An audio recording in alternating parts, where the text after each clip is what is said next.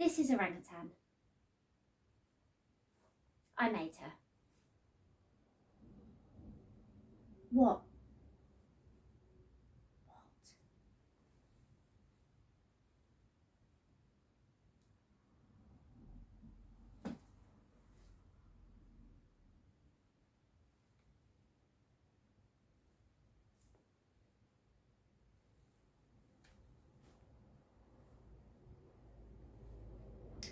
I didn't mean for her to be this ugly.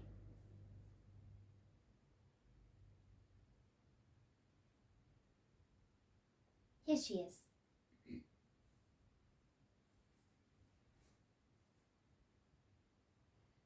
Her head naturally droops downwards so that her chin is on her chest, and her mouth naturally hangs open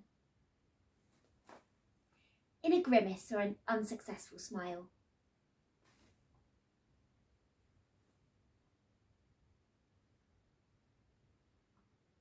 A lot of people are frightened of her.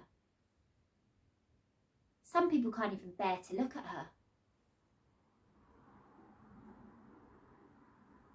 I find this quite funny though, and I like to make them chase them. One time, I put a blonde wig on her head and made her chase my sister with a kitchen knife.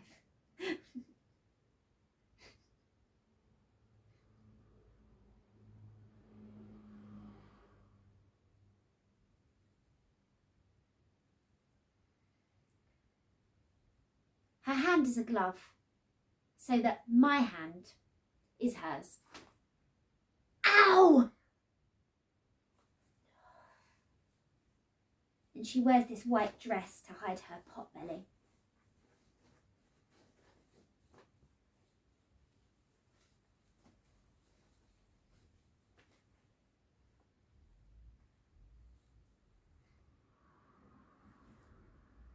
Her skin is painted leather, and her teeth are frankly disgusting. Her eyes bulge out of her skull, and her lashes are long, thick falsies from Superdrug, coated with mascara. Sometimes she wears lipstick.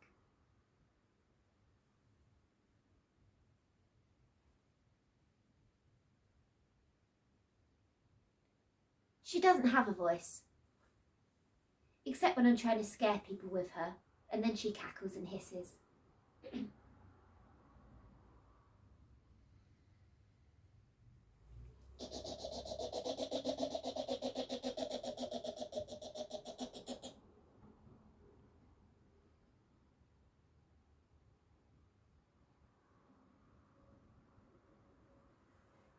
This isn't fair really though, she's no villain.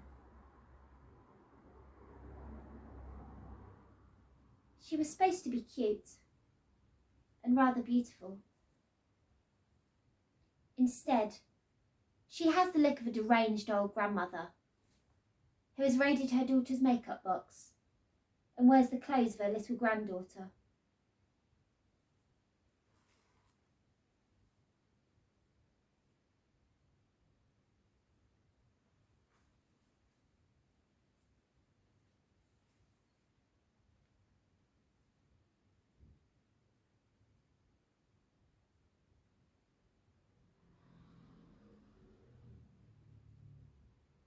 As a child,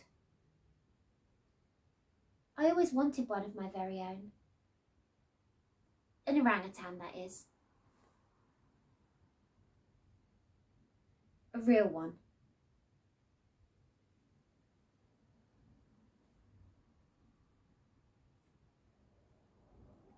After my mother refused to let me have one,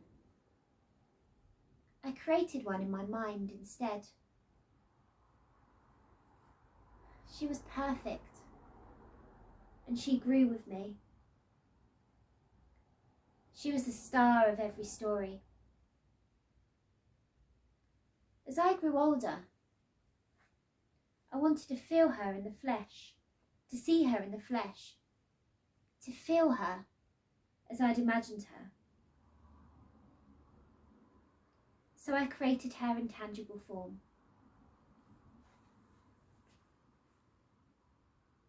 I gave her a body.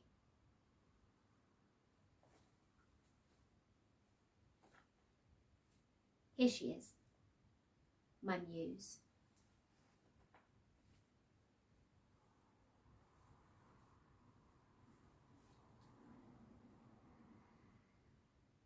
I never wanted you to look like this.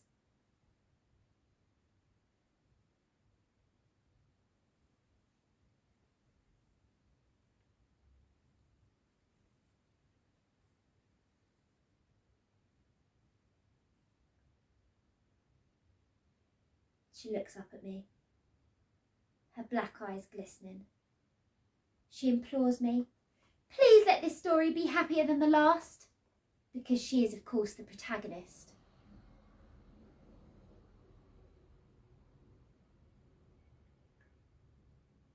If she could speak, she would tell of her humiliation, of her hatred for me, for making her ugly and frightening, and for making her play human when I made her a beast.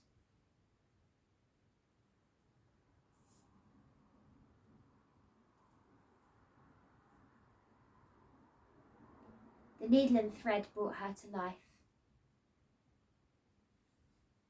as I created her wounds fresh in my mind.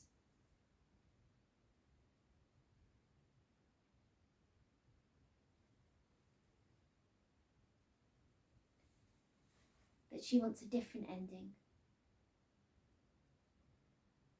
and a different beginning. Perhaps they'll both merge into one. Her life wonderfully uneventful. A continuous circle, like a snake eating its tail.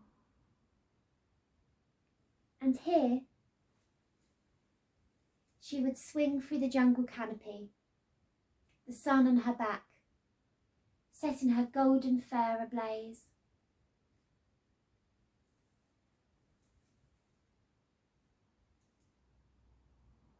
Though,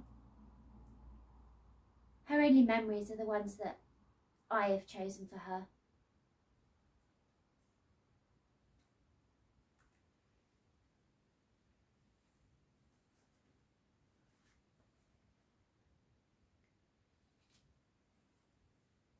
She mostly hates me because most of the memories I've planted within her are sad.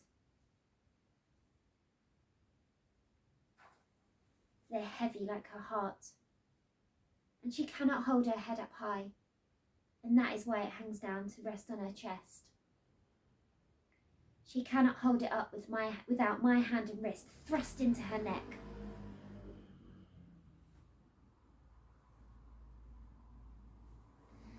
I hate this world you've created for me, she would cry if she could. I never asked to be born.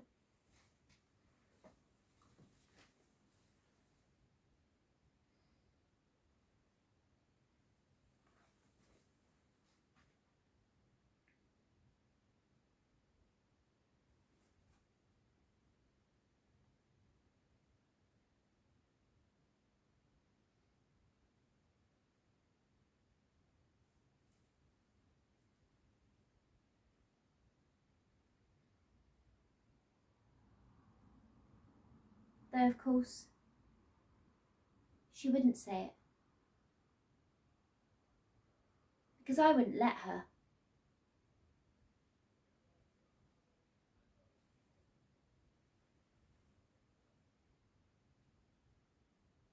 And she couldn't say it.